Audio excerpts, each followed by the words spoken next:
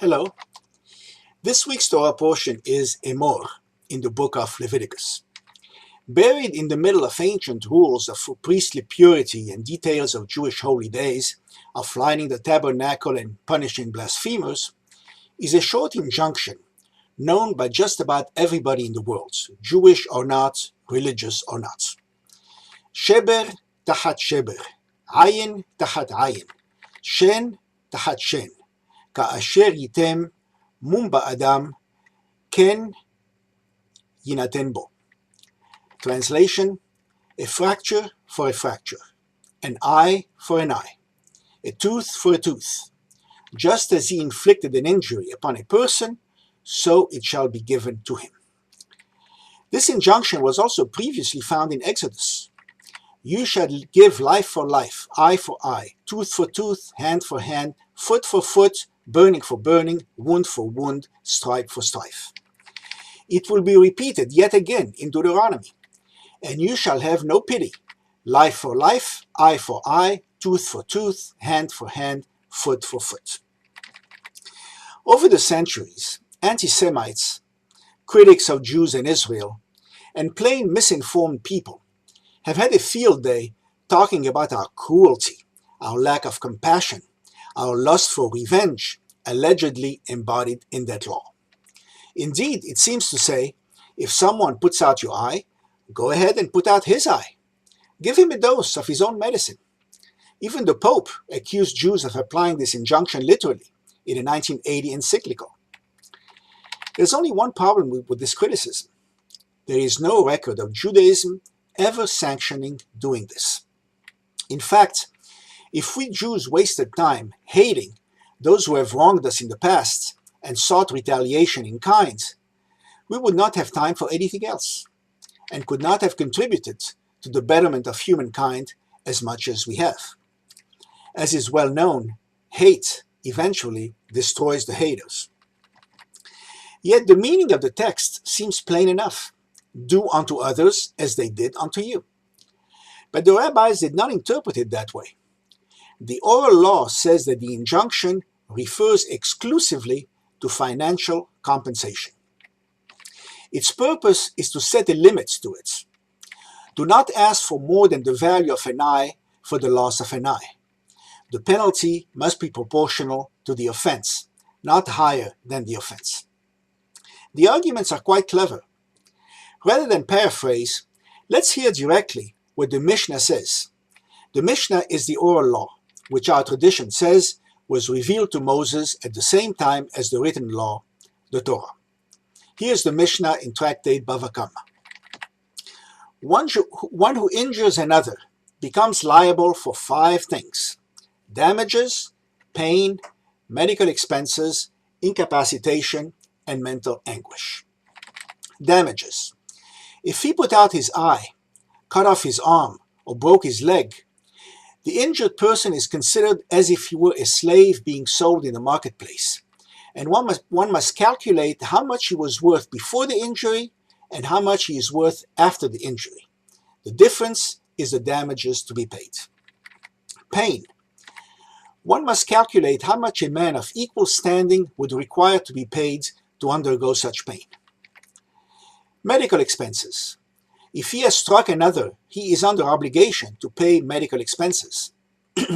If the wound was healed but reopened, healed again but reopened, he would still be under obligation to heal him. If, however, the wound has completely healed, even though it may have reopened much later, he will no longer be under obligation to heal him. Incapacitation. The wages lost during the period of illness must be reimbursed. Mental anguish must be calculated in accordance with the status of the offender and the offended.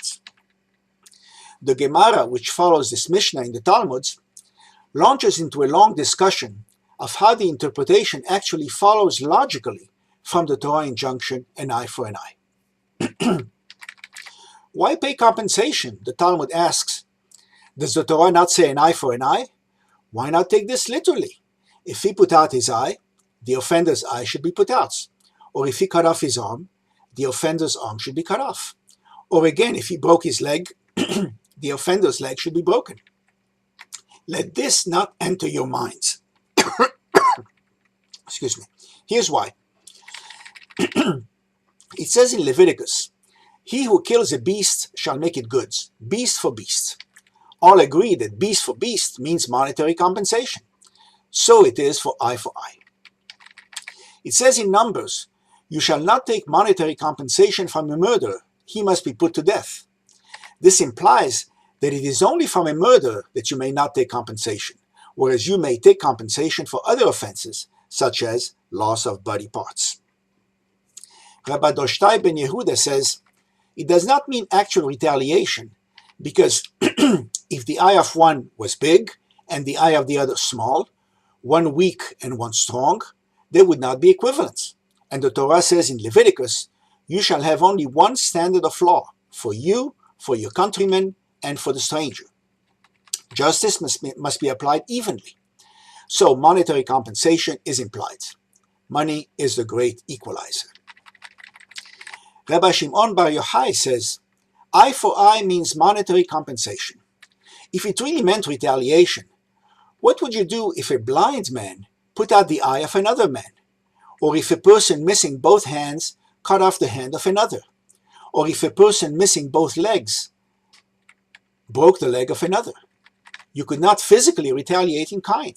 Yet the Torah says, you shall have only one standard of law, which implies that the law should be applied the same way to all. So it means monetary compensation.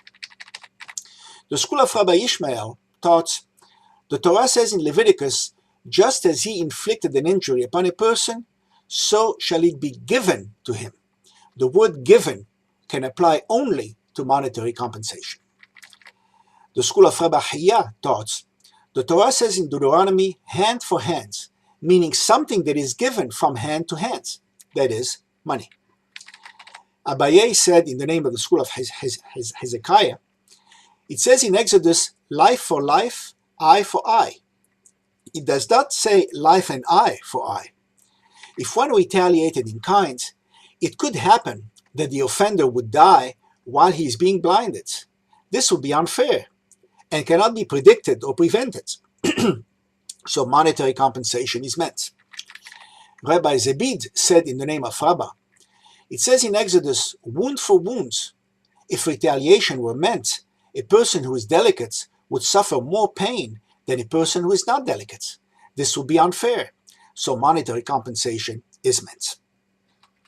Rav Papa said in the name of Rabbah, it says in Exodus, if men quarrel together and one strikes another with a stone or with his fist, and he does not die, but keeps to his bed, then shall he who struck him pay for the loss of his time, and shall cause him to be thoroughly healed. This explicitly refers to monetary compensation, shall pay, and does not even mention retaliation.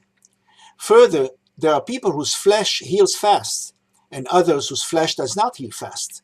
So retaliation would be unfair, and monetary compensation is meant. Rav Ashi says, it says in Exodus, if one man's ox kills another man's ox, he shall surely pay ox for ox. The word for in he shall pay ox for ox is the same as in eye for eye, namely tahat. So just as in the first case monetary compensation is implied, he shall pay, so it is in the second case. Rabbi Eliezer, the lone dissenter, said, eye for eye literally refers to putting out the eye of the offender. The Talmud says, literally, you say? Could Rabbi Eliezer be against all those great rabbis listed above? Rabbi Eliezer had a habit of dissenting with the majority opinion and refusing to accept it as halacha. For this, he was eventually placed under herem and banned from the debates, even though he was a great scholar. By the way, this notion of evaluating the monetary value of injuries by referring to the slave trades did not sit well with everybody, even 2,000 years ago. The Talmud recounts this story. An ass once bit off the hand of a child. The case was brought before Rabbi Papa ben Shmuel. He said, go and find out the value of the child as if he were a slave. But the father of the child thereupon said, I do not want this method of valuation, because this procedure is degrading. However, they said to him, What right do you have to deprive the child of the payment that rightfully belongs to him? He replied, When he comes of age, I will reimburse him out of my own pockets. One might counter that these arguments are not airtight. In the case of murder, financial compensation is not allowed, even though it is possible to ascertain the value of the victim in the slave market. Also, if the offender is rich, compensating the victim does not inconvenience him much. But if the offender is poor, compensating the victim is a huge burden. It is not fair to treat them equally. However, these arguments are quickly refuted when you realize that the aim of Jewish justice is not so much punishment of the guilty as restoration of the victim. Putting out the eye of the offender does not help the victim one bit, but financial compensation does. Whether the offender is rich or poor is a secondary matter and immaterial to the victim. And in the case of murder, no restoration of the victim is possible, so a different resolution is necessary. So there you have it, a marvelous example of Jewish wisdom and the power of proper interpretation of Torah through logical thinking. Funny, just about everyone in the world retaliates in kind, except us. Yet we are the ones blamed for introducing the principle of retaliation in kind and applying it left and right. So what else is new? Shabbat Shalom.